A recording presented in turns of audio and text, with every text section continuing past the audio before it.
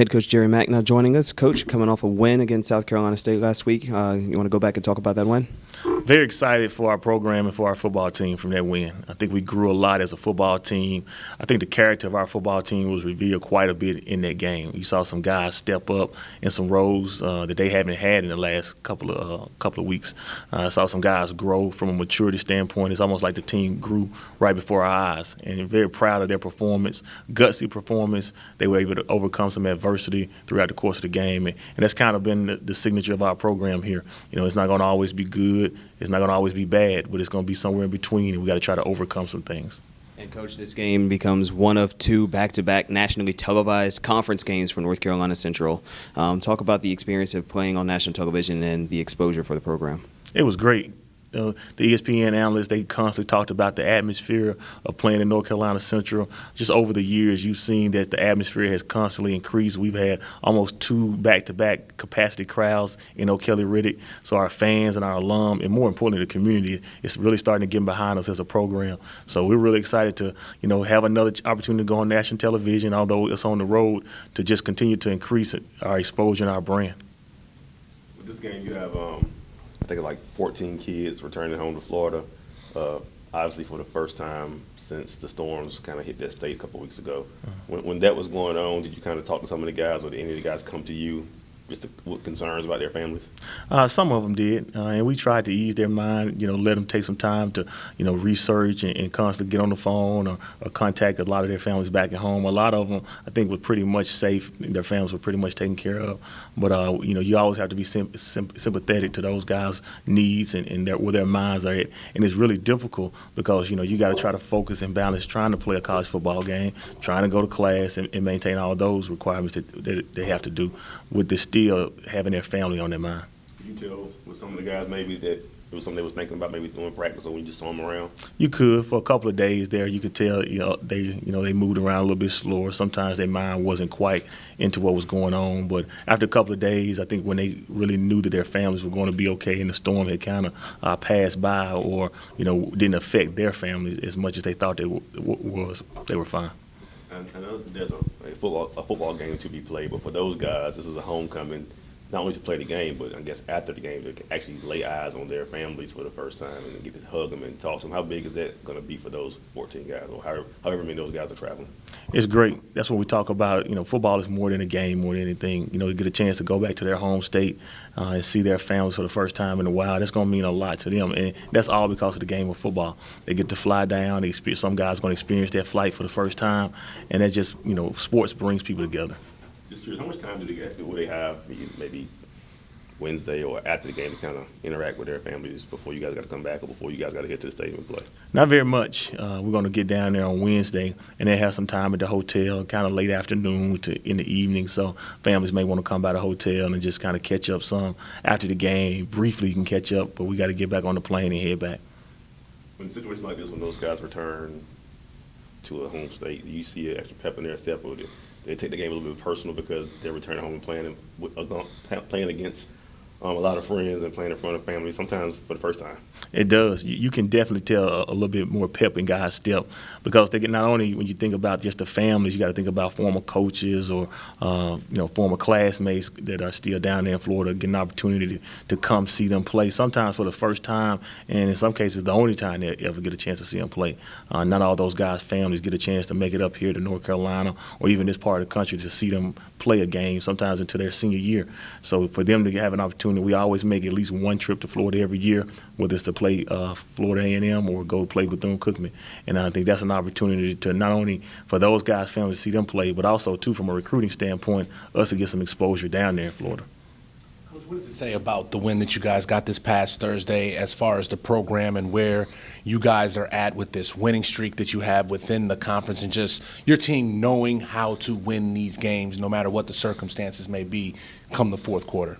Well, it doesn't come overnight. That is something that teams have to be groomed to do. You have to constantly preach that, and you have to have been in those situations before and either came out on the opposite end or the successful end of the stick. And I think that's what we've done over here in the last few years. We've been able to battle back at times and fight through some adversity. I can think all the way back to my first season in 2014, coming from behind to beat North Carolina A&T, or coming from behind in tough situations to beat a Norfolk State. And just over the years, what you've seen is you've seen the chemistry of our team grow, and they understand how to win games in the fourth quarter. And a lot of times, especially a young team like we are, a lot of times that's something that young teams don't have. But I think we got just enough guys that are older and more mature that they're able to instill some of that in some of the younger guys, and they figured it out during the course of the game. How much pride does your team take in this 16-game winning streak you have within the MEAC? We take a lot of pride in that, and we took a lot of pride on Thursday night of not losing at home. You know, we've had a nice winning streak so far at home. We've been able to be successful, and we want to continue that streak on. And when you saw in the fourth quarter, when it was crunch time, guys of all kind of roles, or whether first year in the program or whether fourth year in the program, they rose to the occasion. And what's it going to take to keep the streak going against Florida A&M? I mean, they're a formidable opponent. What will they bring to the field for you guys that night? We got to continue our preparation. We got to continue to do the things that have gotten us here and that has allowed us to be successful, and that's our effort and that's our attention to detail. FAMU is a really talented football team. They have capable guys all over the field that can make plays, and they've always presented a big challenge for us. We've been lucky enough to win those games in the last 2 years, but the last 2 years also we've had to come from behind to try to win those games. So we know we're going to have our hands full. We know they're going to come in the game and want to win. They're coming off a big win as well, beating Savannah State last week. So we got to make sure we do our part. Well, last couple games, guys obviously made some mistakes, but you were able to pull it out. What are some things that you guys have to clean up and just absolutely cannot do moving forward if you want to continue this win streak in the in the MEAC? Well, we just can't continue to get penalties. And our penalties right now are costly penalties. Whether it's a targeting call, whether it's a personal foul, those kind of penalties really hurt you, and they kill the momentum. Late hits, things like that are really killing us right now. And, we have to continue to talk to our team. We obviously reduced the penalties from the second game to the third game, and now the goal is to try to reduce that even more going to this fourth game. But we feel like we can reduce some of those, fouls that are really uncalled for, then we feel like we will have a good chance. On both of the South Carolina State touchdown passes, it seemed like the defender was right there and just couldn't track or locate the ball. But those are things that are coachable and fixable, things like that moving forward you feel good about. We do. We feel like the defender was right there in position to make the play. Now we just got to come up with the play. And that's something we constantly talk to these guys about. You've heard me say it over and over about eye discipline and about attention to detail.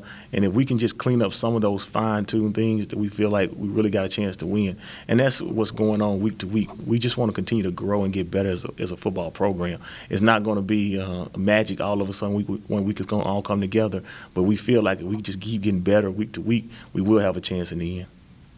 Obviously, you want to complete more than 5 passes in MEAC games to come away with wins as well. Yes, one of those situations where because of what South Carolina State was doing, it presented some difficulties to throw the football. We played 3 different quarterbacks in the course of the game, so we had to lean on running the ball a little bit more. But I think, we can kind of get back against FAMU of being the kind of style of offense we would like to be. And at the end of the day, if we can compete one game, one pass, and win the game, that's all that I really care about. So, hopefully we can complete more balls, but as long as we win, it doesn't really matter. Obviously, you guys don't mind playing from behind as well. I mean, you was down 21-7 against South Carolina State and found a way to win. It seems like once you guys make a play, it just becomes contagious. But how do you get a faster start right from the gate moving forward? A lot of things were going into that game from a start. I don't know how many plays we had in the first quarter, but we didn't have many because we only had 19 at the half. And that is really a compliment to those guys holding on to the football for a significant amount of time. And then we kept them on the field with some penalties that allowed them to convert third downs. So our biggest thing is getting a rhythm. Once we feel like offensively that we can get in a rhythm, we feel like we can score with anybody, to be honest with you, in the country. And that was one of the things that happened in the second half. Once we got in a rhythm, coming out the gate, got the ball a couple of opportunities, we kicked some field goals, got the ball down, and then we threw a couple of touchdowns and things like that. We felt like we kind of got in a rhythm and we were able to move the ball a little bit more efficiently. So that is that's kind of a lot of different things that go into starting fast. We only, like, if you can only have the ball 3 or 4 times in the first quarter, that ain't really good. I imagine, maybe you do, but Chauncey's a big guy. I don't know if you want him running 20 times a game moving forward? You think he's built for that? No, we don't really want that. We feel like we got some capable running backs back there in the backfield, and we're going to try to make sure we get those guys some more touches. It was one of those situations where Chauncey did do a good job when he had opportunity to run the ball. The defense presented some opportunities where he could run the ball. But going forward, I think Chauncey can run the ball. I think we all saw that. But we would like to try to limit some of those hits on his body. It was definitely an up-and-down game, definitely exciting. We got off to a fast start, obviously, with that pick six. It was definitely up and down, but it was exciting, and I'm glad we pulled out the win. What were some things that some plays maybe left on the field you guys didn't execute well, but you went back and watched film moving forward, you feel pretty good about? Just some throws down the field. We got to be better route runners. I mean, we could all improve our game and do things better. But just the throws down the field, we need to connect on and build our chemistry. So we've been staying after practice, and now that Chauncey's the quarterback, getting our chemistry down is really a thing that's going to be huge going forward. The winning streak within the conference. How much pride do you and the rest of your teammates, the players, take in keeping that alive, especially with the comeback victory that you guys had this past Thursday? How much is that playing in the back of your mind that you guys want to keep that winning streak going, and how much pride you get out of it within the MEAC conference? I'd say that streak is more so on the guys in the past. I just got here, so I take pride in winning. I hate losing more than anything, so obviously don't want to lose any more games going forward. But, yeah, I take a lot of pride in winning, and I'm just glad I could be a part of a winning program. How about Florida A&M? What you guys will have to get done correctly on offense, going up against their defense. What are you seeing on film so far, what they might bring to the field? They got some good corners. They got some good DBs. They play hard, so we're going to have to match their effort. We're going to be on the road, so we'll be in a tough environment. But I think if we execute early and get our offense rolling, I think we have a good game plan going forward, and I think we'll have a good chance to win. You already graduated from Carolina, right? Yes. Have you already enrolled in graduate school there? Yes. Yeah, I enrolled in graduate. I graduated in 3 years, so my fourth season there, I started grad school. Were you at a point? Cause I know you didn't play all of 2016 there, did you? The entire season. Was you at a point you thought you were done with football and just decided I want to start playing again? No, I knew from the jump when I left the team I was going to continue my football career. It was just a matter of finding the right school where I felt like I could get on the field and be given an opportunity to play, to be honest with you. Well, what led you? I mean, obviously you're right up the street and you're a local guy, but what was it about Central that kind of grabbed you and made you want to come here? I like the offense you got that Central runs. It's very similar to UNC's. It was close, so I didn't really have to make that big of a change. And really, honestly, it was just the offense. I had a good opportunity to play and get the ball and help them continue their winning streak and continue and get back to Atlanta. I know you were obviously busy doing your stuff in Carolina, but even last year, were you kind of watching them and kind of keep an eye on what was going on over here? I'd say the only time I really watched Central last year was in the Celebration Bowl. That was a nationally televised game. So, I mean, I wouldn't say I was keeping an eye on them, but after I had left the football team at UNC, I had heard from Central pretty quickly. Since you've been here, did you guys what was the adjustment like coming from there and coming here and meeting new guys after being in Carolina for 4 years? I'd say it was definitely an adjustment. Being at Carolina and then coming to an HBCU is obviously like a cultural shift. And then playing like big-time D1 compared to Division I AA is obviously but, I mean, for the most part, everything's run the same from the lifting schedule. I'd say the biggest difference, honestly, is just the size of the O-line, D-line, really. That's really the biggest difference I've noticed. But other than that, I think everybody else is the same. Well, when you got here, were you kind of maybe just a little shocked at how much talent there were at the skill positions here on this level? I wouldn't say I was shocked. I felt like anywhere I was going to go, I was going to have to compete. So it didn't really shock me that we had some really good receivers. Can you take us through the touchdown pass against South Carolina State?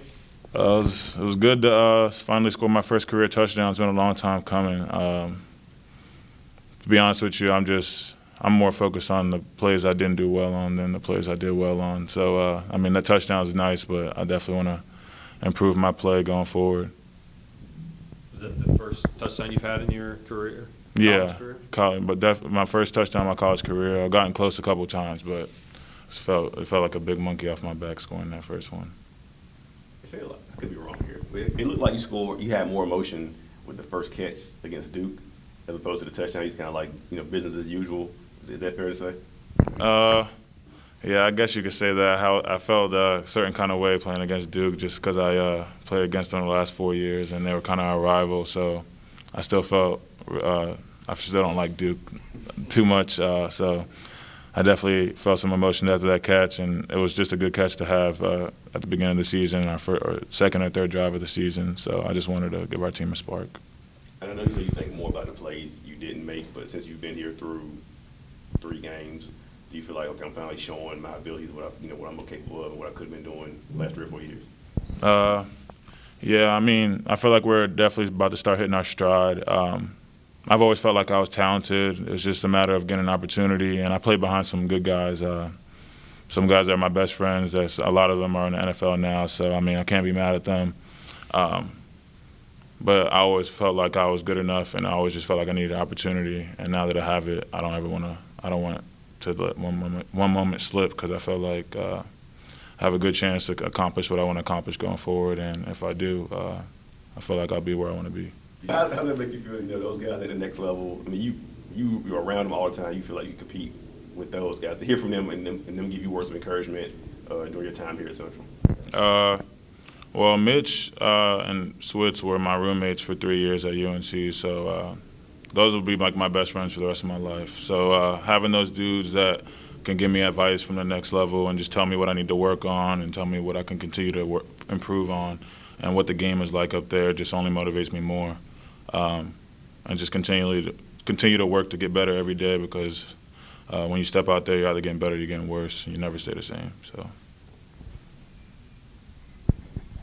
Coming from the ACC, you got your first taste of MEAC competition last week. What was that like for you?